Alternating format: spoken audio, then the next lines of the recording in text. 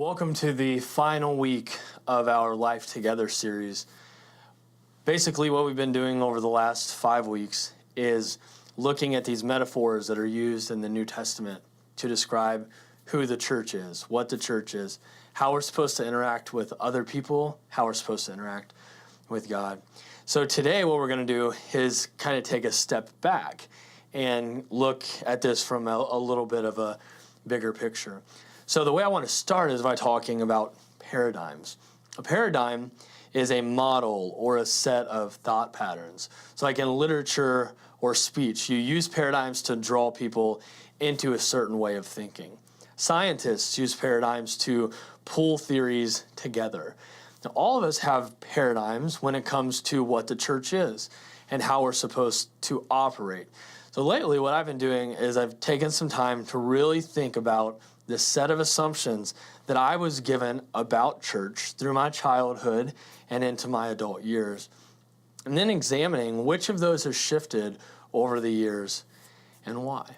So here are kind of a couple questions for you to have at the front of your mind as we go through this final week. What are the set of assumptions or thought patterns that you've been given about the church? Do they differ in any way from your spouses? Hey, here's an interesting one. What paradigms did you hand to your children, and how has it affected them as adults? And then finally, which paradigm will your children have for church based on the way that you're raising them? I know that these are deep and difficult questions, but I do think that we should all find some time to answer them.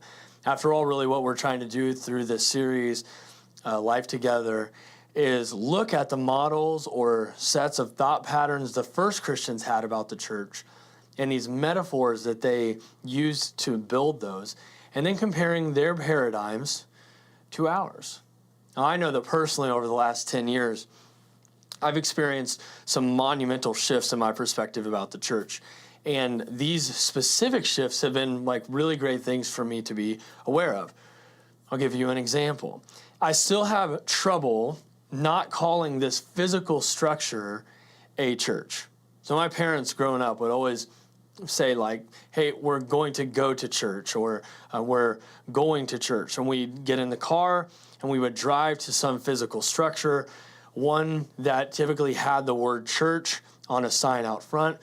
And when we parked in the parking lot, we had arrived at church. So this built into me an assumption that a physical structure was a church. Now, occasionally my mom or dad would say something like, hey, hurry up, we're going to be late for church. Or on the way home, someone would say something like, man, church was really great today.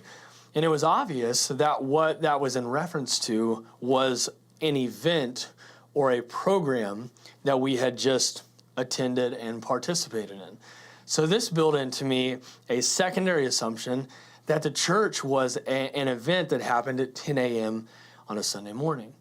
Now, my parents are great people, and they had no idea that they were kind of unintentionally fostering these two assumptions.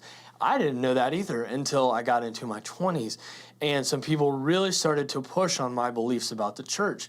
And I realized how deeply rooted these things were. I really believed, kind of at a really core level, that the church is a physical structure. I really believed at kind of like a foundational level that the church is an event that you go to and leave from. So one day we were driving past Crossview, and Carrington, my daughter, who was 3 years old at the time, pointed and said, "There's the church." And I said, "No, honey, that's not the church. That's just a building. The church is the people." And Carrington said, "No." Yeah, that's fine. I don't know why I did that. Oh, no worries. I muted it.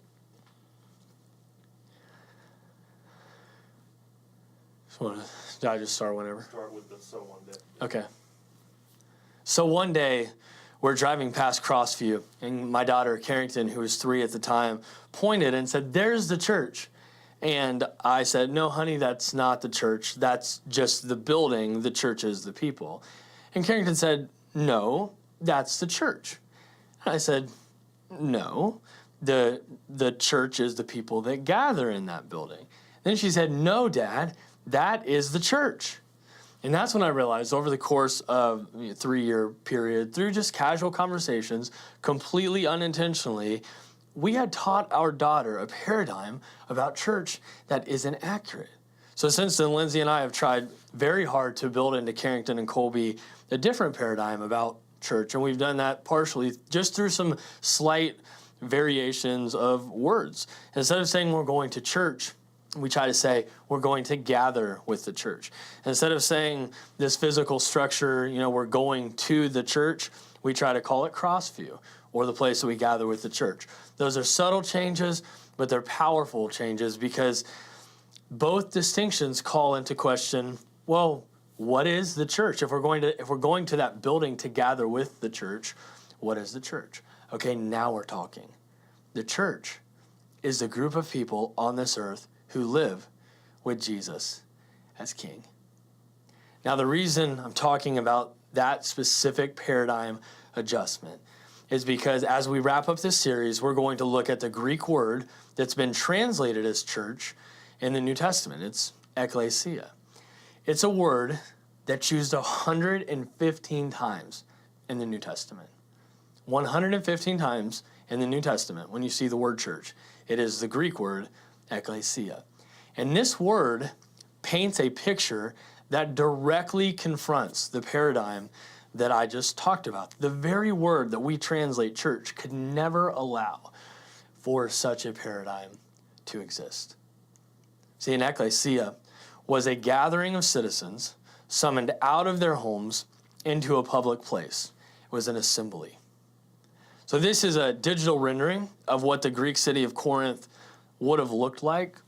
So try to imagine a herald going through these streets, calling people out of their homes and into a gathering in the middle of the city. That gathering in that courtyard was the Ekklesia.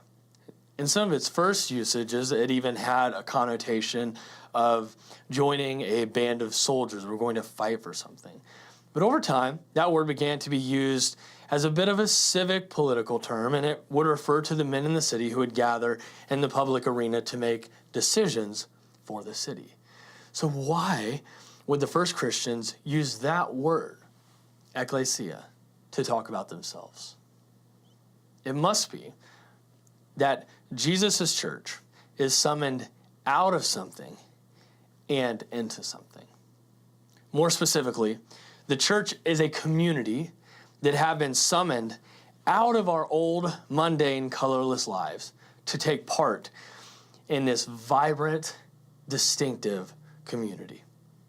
Listen to how the Ekklesia is described by Peter, who's one of the men who left his mom and dad, who left his family business, and who left his home to follow Jesus. He says, "You're a chosen people.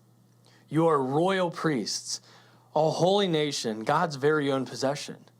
As a result, you can show others the goodness of God, for he called you out of darkness into his wonderful light. Once you had no identity as a people, but now you are God's people." There's a couple simple thoughts that I have about this text, but also about this whole image of Ekklesia. The first is that we are summoned out of our old lives. We're summoned out of our old lives. We actually join the Ekklesia by responding to the summons. So remember that word picture of the herald going throughout the town and inviting people out of their homes and into the public space. Well, anybody could be a part of it. It was just that you had to respond. Only those who actually stepped out of their homes and went into the public sphere, that courtyard area, get to experience this new life. The only reason I bring this up is that sometimes when we translate Ekklesia as called out, it brings exclusivity to mind. So it makes it sound like that there are people who are handpicked and other people that weren't. It makes it sound like some people are more fit to be a part of the church, more ready to be a part of the church than others. But this image is actually anything but exclusive. Anyone can hear the good news about Jesus and his kingdom and respond to it. Anyone can. But those who respond to it must respond all in. Why do I say that? Well, this word that the first Christians used was a way of saying that this group of people on earth were actually called out of Roman systems, called out of Jewish systems in order to come together as a separate community. It meant a politically autonomous body of Christians under no king but Jesus, under no jurisdiction but that of Jesus. No emperors ruled them, only Jesus the King. They're a holy nation. And that was the reason that these same Christians ran into trouble with kings and rulers. They were arrested and crucified and martyred and tortured. They dropped Caesar as king, and they took up Christ. The central confession of the early church was Jesus is Lord, not Caesar. This matches up really well with Jesus' invitation, which is drop everything, follow me. Make me the prominent pursuit of your life. Deny yourself. Take up your cross. Be ready and willing to die with me. So this invitation to be a part of this community, it's open to everyone, but it truly is a calling out of something.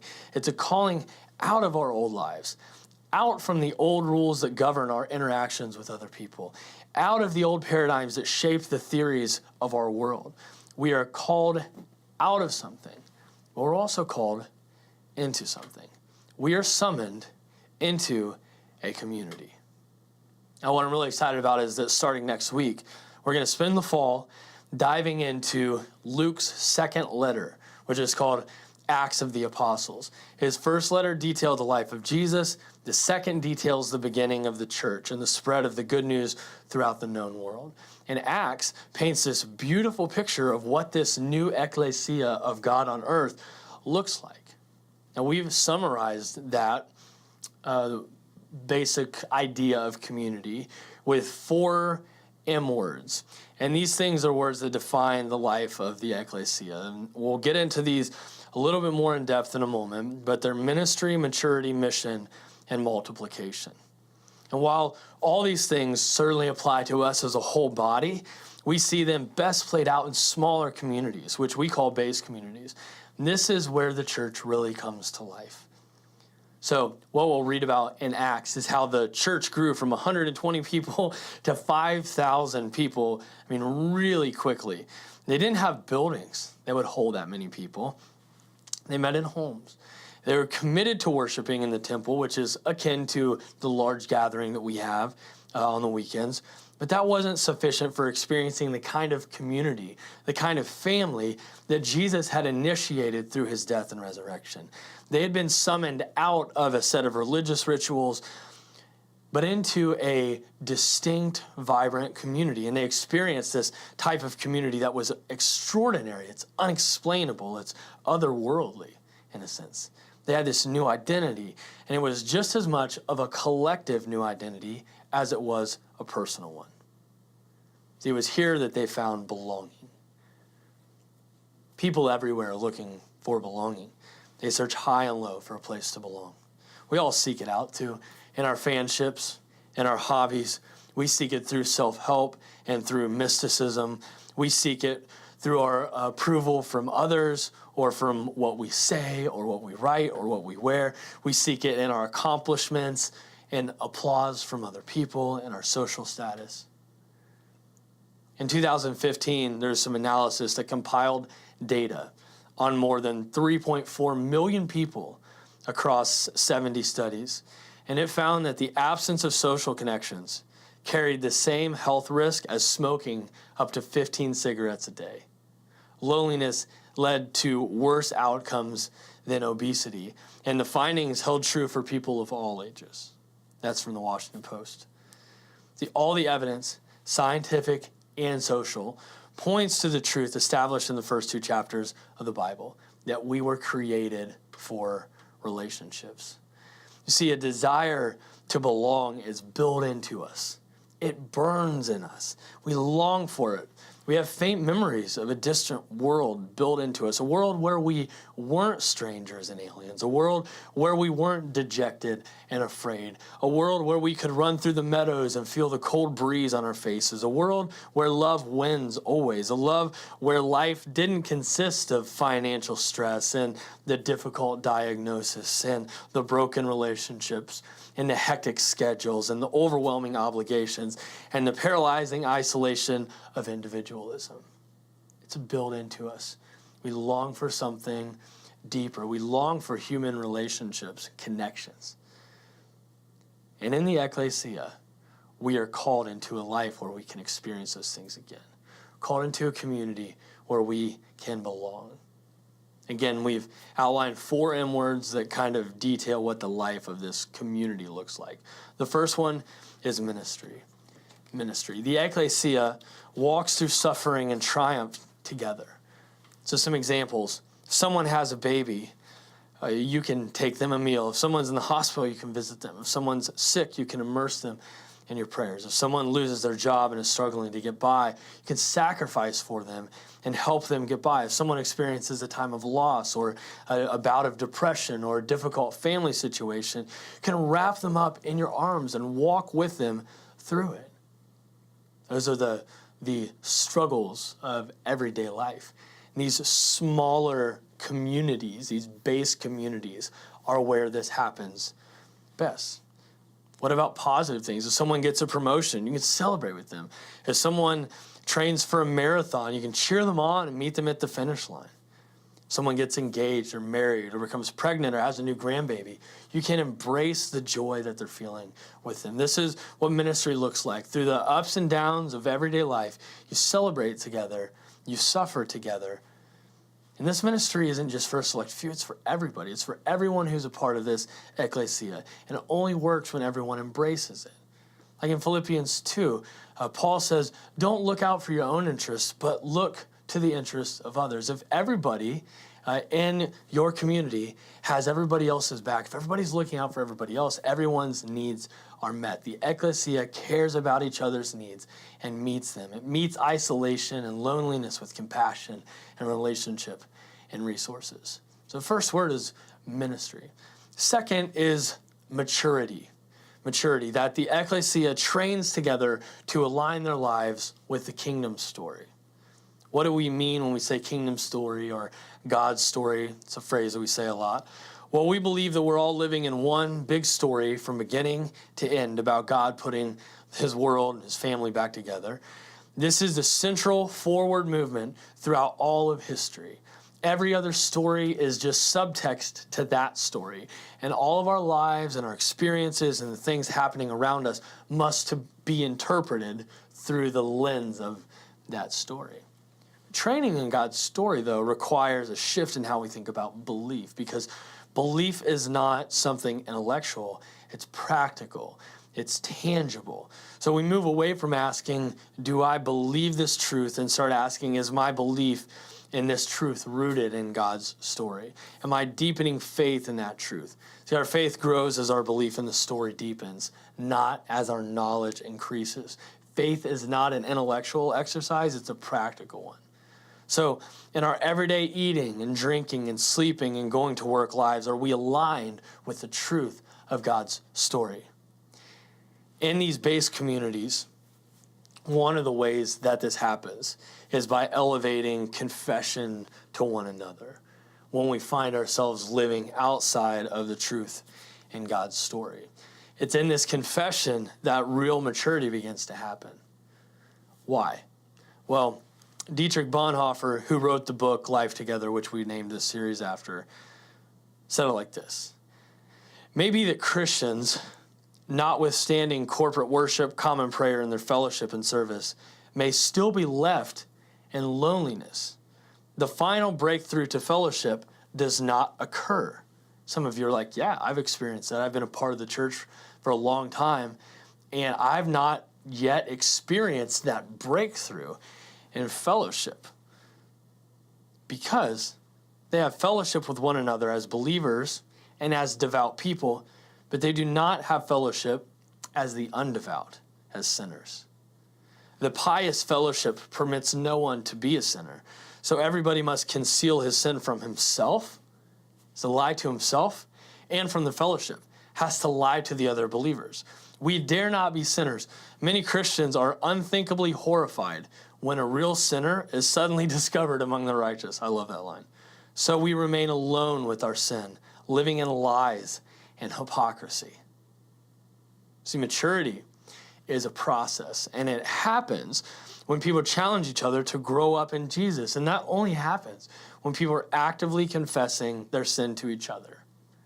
The only way it happens is when people remove the mask that they have and they say, you know what, like, I realize that I'm a part of this new community. I'm a part of this new creation that God has birthed in the midst of the old. But I'm not living like that right now. There's actually some stuff in my life that doesn't reflect that at all. And it's in the confession of those things that healing begins to happen. It may be painful, but it will result in healing. So ministry and maturity. The third thing is mission. Mission. The Ekklesia is aware that God is at work in the world and is figuring out how to join him in that work. What we talked about a few weeks ago was this privilege, opportunity that we've been given to be at the center of God's reconciliation work in the world, the extension of his kingdom. And without this fundamental focus, what happens is we become very inwardly focused, and we become too enamored with ourselves. We become too concerned with our own preferences and our comfort. See, the Ekklesia has a central figure. It's assembled around something. More precisely, it's assembled around someone, and that is its King, Jesus. So it pursues the priorities of its King. So as base communities and as the Ekklesia, we've got to challenge each other to get into the action, to start participating in God's redemptive work, to get off our butts, in a sense, and get off the bench and get in the game. Stop sitting on the sidelines and get active in what God is doing in the world. We push each other toward the uncomfortable and towards the inconvenient. We challenge each other to live lives that raise questions because of their distinctiveness, as opposed to fitting in and trying to just be socially acceptable wherever we go. Michael Frost said, if people aren't intrigued by the way we live, we will have no hope of transforming history or subverting kingdoms. It is in the distinctiveness of this Ekklesia where there's a lot of power. The church shouldn't be trying to become like everything else, because the church is beautiful the way that God designed it. The church is attractive in its distinctiveness. So, as the Ekklesia, we've got to spur that on in each other. Like, God is about this mission. We have to be about this mission too. Ministry, maturity, and mission. The fourth M that is right in the heart of the Ekklesia is multiplication. The multiplication of disciples and the launching of new base communities. The idea of multiplication, reproduction, is central to the story of God. In fact, what's the first command that God ever gave to humans? Be fruitful and multiply. Fill the earth and subdue it. So we join with God in his mission. We seek his priorities, and that results in this being multiplied into new spaces, into new environments. Why do we want that? Well, because this king is good, and his kingdom is good. It's a kingdom full of hope, freedom, joy, second chances, light, grace, justice, and peace. The Ekklesia is serious about carrying out this mission because the world is hungry, and this is the only meal that will ever satisfy. So what happens to the world when the Ekklesia expands and multiplies? Well, simple. More people get invited into hope, freedom, joy, second chances, light, grace, justice, and peace. This is what we've been called to. So let's lift our eyes and let's pursue it. Let's take seriously this idea that we have been called out of our old mundane lives. And we've been summoned into this vibrant, distinctive community of God on earth. As we close out this series, would you listen to the words of this poem written by Robert Ferguson that describes these images that we've talked about throughout this series, and kind of cast a vision for who we could become. We want to be this kind of church. So let's do it. Let's pursue this life together. She is the plan of God on earth, always in her Father's eye, cherished, mysterious, beautiful and potent beyond measure, King empowered and life infused. She emerges triumphant, limitless with potential, a harbor for the hopeless and an answer for the ages. The church resplendent, a bride for his Son. She is the body of Christ on earth, born like her head amidst tribulation under jealous skies. Cradled in her innocence and guarded for his purpose, she grows in wisdom and stature with victory on her lips and freedom in her hands. Hers is an unstoppable cause.